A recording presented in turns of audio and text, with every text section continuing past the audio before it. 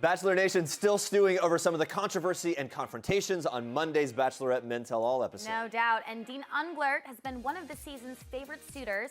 Well, he just talked to us about that dramatic Men Tell All episode and revealed what we missed from that episode's taping. Take a look. Is there anything we didn't see in the Men Tell All that you wish would have made air? Yeah, my boy Adam had a hot seat with Chris Harrison and they didn't get aired. Really? Which is kind of sad. What'd they talk about? Just why he didn't get like a one-on-one or anything like that. Because I mean, Adam was top 5 and he didn't get a one-on-one, so.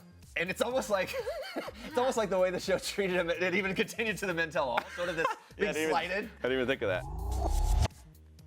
And of course, if you remember, Dean's hometown visit was one of the most awkward we've seen on the show. Yeah, definitely. Fans know Dean and his father have had a broken relationship since the death of Dean's mother years ago. Dean telling us how things stand between the two now since they had some tough conversations on the show.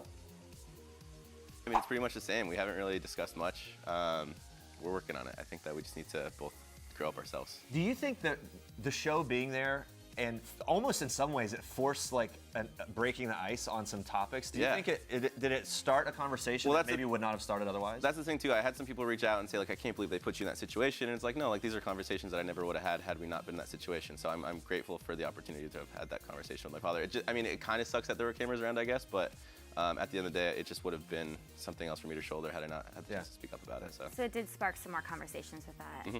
At least in the moment, yeah. Yeah, what would you say is the number one thing that you learned about yourself in this experience? Oh man, I think that I became much more, I guess, in tune with my emotions. Like going into it, I didn't really expect. I cried a lot during the show, and they didn't really show much of it, which is great. Like I'm grateful.